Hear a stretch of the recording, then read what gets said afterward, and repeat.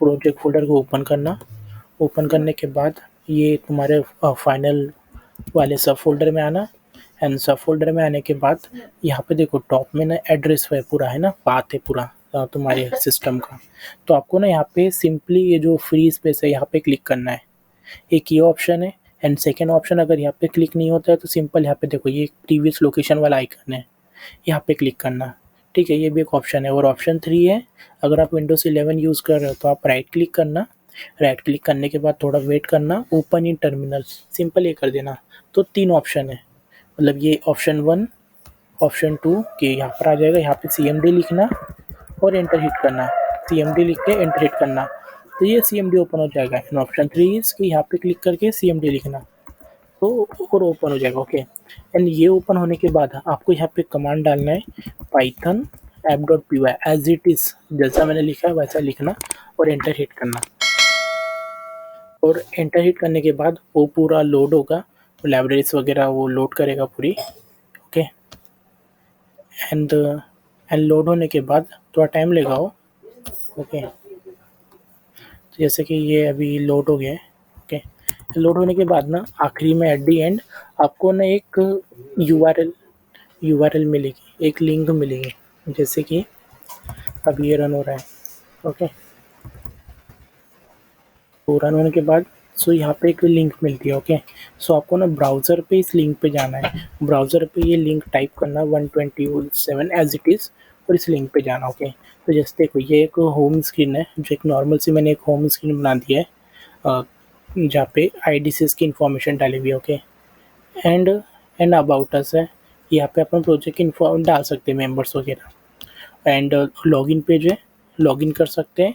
And registration page है जहाँ पे आपको रजिस्टर करना पड़ेगा, पहले कोई भी ईमेल आईडी और पासवर्ड डाल देना। ओके, और फिर लॉगिन के टाइम पे वो ईमेल आईडी पासवर्ड से लॉगिन करना। एंड लॉगिन पे जैसे आप क्लिक करोगे तो यहाँ पे वो इनपुट इमेज मांगेगा। ओके, तो यहाँ पे सिंपल आप चूज़ फाइल पे क्लिक करना। आपका जहाँ पर भी जैसे डेस्कटॉप पे तो डेस्कटॉप पे जाना, प्रोजेक्ट फ़ोल्डर में जाना। प्रोजेक्ट फ़ोल्डर में जाने के बाद प्रोजेक्ट फ़ोल्डर में चले जाना। ओके, प्रोजेक्ट फ़ोल्डर में जाने के बाद सपोज़ ये मेरा प्रोजेक्ट फ़ोल्डर है फाइनल। ओके, इसके बाद डेटा सेट में जाना। डेटा सेट में जाने के बाद देखो हम इतनी डिशेस प्रेडिक्शन कर रहे हैं, एक ब्लगिंग आई, एक ये, एक क्रॉस्ड आई, एक हेल्दी और एक ये। ओके, इसमें से आप कोई भी इमेज जाना, कोई भी इमेज सिलेक्ट करना और सबमिट पे क्लिक करना। तो हमारा सिस्टम प्रिडिक्ट करके बताएगा कि वो इमेज का ये क्या है, क्या बोल सकते हैं, क्लास क्या है, मतलब डीसीएस क्या है। जैसे कि ब्लगिंग आइज है तो इसकी ये डीसीएस है। ओके, या फिर सिंपल आप एक काम करो, एक टेस्ट फोल्डर बना दो, टेस्ट। ओके, यहाँ पे जाना, यहाँ पे कुछ ऐसे 4-5 इमेजेस कॉपी कर लेना रैंडमली। ओके, मतलब आप देखो, आपने ऐसे टेस्ट कर करके देखो, जैसे मैंने अभी ये इमेज टेस्ट किया। ओके, तो इस पे सही प्रेडिक्शन आया है ना।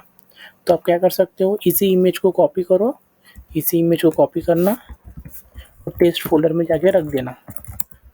ओके, सेम वैसे ही, मतलब तुम ऐसे मल्टीपल ऐसे टेस्ट कर करके कॉपी कर सकते हो। जैसे कि मैं यहाँ से 2-3 इमेजेस को उठा लेता हूँ और टेस्ट फोल्डर में रख देता हूँ, जिससे टीचर को लगेगा कि हाँ तुम टेस्ट वाली से उठा रहे हो। ओके, या फिर तुम डायरेक्ट वहाँ से भी ले सकते हो, कोई इशू नहीं। ओके, तुम कहीं से भी लो, मतलब हमारा सिस्टम प्रेडिक्ट कर लेगा कि उसकी डिसेस क्या है। जैसे कि अगर मैं क्रॉस आई लेता हूँ, ओके, और मैं इसको प्रेडिक्ट करता हूँ, तो देखो हमारा सिस्टम बोल रहा है कि क्रॉस साइज, क्रॉस राइट्स डिसेसेस है। ओके, वो एक्चुअल में उसको डिसेस है वो, है ना। तो ऐसा हमारा सिस्टम प्रेडिक्ट करता है इमेज पे। एंड इस पे लॉग आउट पे क्लिक कर लेना तो आप लॉग आउट हो जाओगे। ठीक है, तो ऐसा हमारा पर्पस सिस्टम है। ओके, तो ये हो गया कि सिस्टम रन कैसे करना है और हमारे मॉडल्स क्या है और दिखाना कैसे। ओके, अभी अपन टेक्निकल चीज़ों पे आते हैं कि हमने सिस्टम बनाया कैसे। ओके, तो बेसिकली ऐसे हमने क्या यूज़ किया है, मशीन लर्निंग यूज़ किया है ना। तो मशीन लर्निंग मतलब क्या होता है, machine learning is nothing but mimic in the human brain. Human brain जैसी कॉपी बनाना या फिर ऐसा इंटेलिजेंट सिस्टम बनाना जो ह्यूमन ब्रेन जैसे एक्ट कर सके, राइट। तो अभी जनरली देखो हम लोग, हम जो रहते हैं, राइट, हम किसी की भी आइज़ देख के बता सकते हैं ना कि उसको डिसीज़ क्या हुई है, राइट। तो हम क्या कर रहे हैं, हम ऐसा एआई सिस्टम बना रहे हैं जो कि खुद प्रेडिक्ट करके बताएगा कि डिसीज़ क्या है, राइट। तो तो फर्स्ट ऑफ ऑल हमको क्या लगेगा, डेटा सेट लगेगा, है ना, कि वो डिसीज़ का इमेज आइज़ डिसीज़ की इमेजेस का डेटा सेट। ओके, तो हमने डेटा सेट कौन सा यूज़ किया है, मतलब ये देखो, आप सिंपल ऐसा डेटा सेट लिखोगे आई डिसीज़ डेटा सेट तो आपको मिल जाएगा। ओके, ये वाला डेटा सेट यूज़ किया है, ये लिंक मैंने आपको पहले भी दिया था। ओके, तो बेसिकली ये डेटा सेट जो था, ओके, तो ये ऐसे था, जैसे कि देखो, आप नोटबुक में जाओगे, डेटा सेट में जाओगे और रॉ डेटा सेट में जाओगे, तो ये डेटा सेट वो कैगल का है। इसमें बहुत ख़राब डेटा है, ख़राब डेटा इन द सेंस कि बहुत नॉइज़ी डेटा है। जैसे देखो, यहाँ पे बहुत फेस वेस है और आड़ी टेढ़ी इमेजेस है, जैसे कि ये है कोई सिंबल है ना, मतलब ये ऐसी इमेजेस नहीं चलती है एल्गोरिदम को, क्योंकि एल्गोरिदम से मतलब प्रिडिक्शन नहीं कर पाता प्रॉपर। ओके, तो मैंने क्या किया, इसमें से एक एक इमेज को एनालाइज किया है, जो काम की है वो रखा है, जो काम की मेरे को लगी कि नहीं है, जो कार्टून्स है वो सब डिलीट किया। ओके, और फाइनली हमारा जो डेटा सेट रेडी हुआ है वो ये वाला है। ओके, मेन फ़ोल्डर में, जहाँ पे सिर्फ़ सिर्फ़ आपको प्योर आइज़ की ही इमेजेस मिलेगी, ऐसे अड़ी-चढ़ी इमेजेस नहीं है। ओके, वो मैंने एक-एक फ़िल्टर किया और गूगल से कुछ-कुछ इमेजेस डाउनलोड किया है, तो वो मेन डेटा सेट फ़ोल्डर में। ओके, तो हमने क्या किया, यही डेटा सेट लिया है, मशीन लर्निंग एल्गोरिदम लिया है और उस पे फिर उस डेटा सेट से ट्रेनिंग करवाई है, फिर एल्गोरिदम ने उस पर ट्रेन किया है और उस एल्गोरिदम को हमने यूज़ किया है और वो प्रेडिक्शन कर रहा है।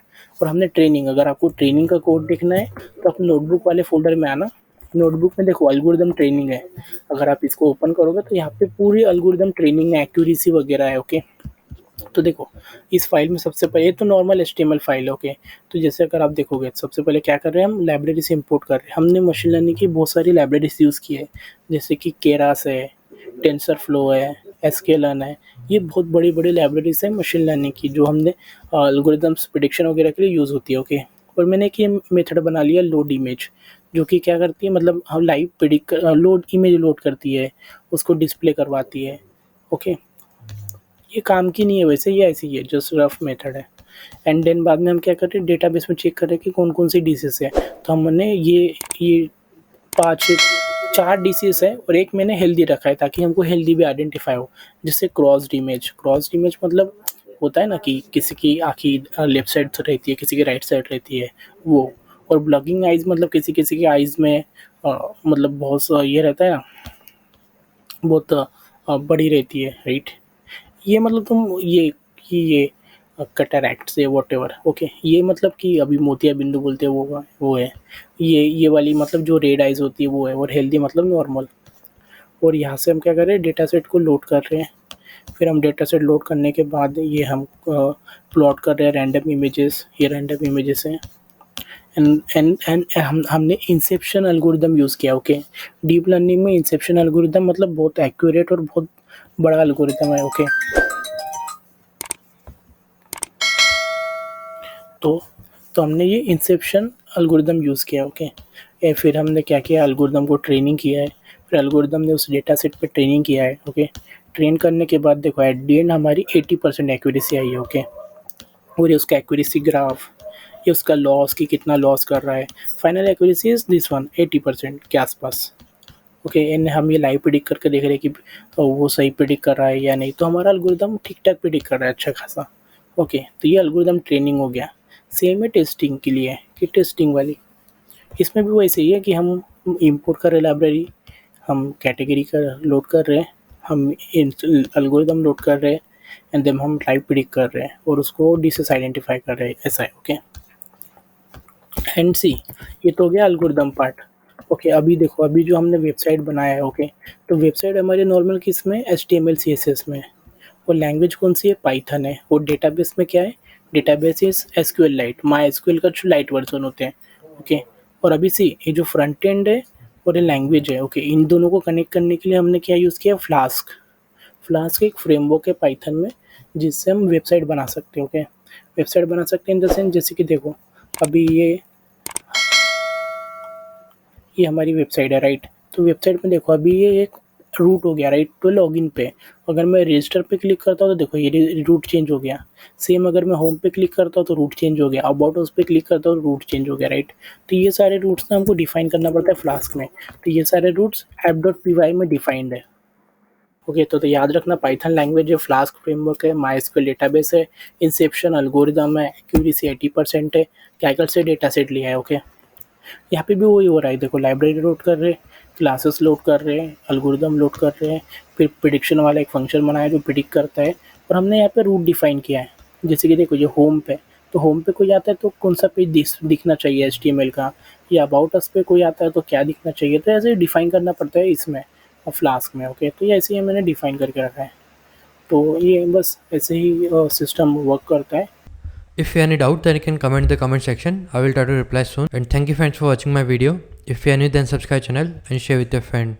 Thank you.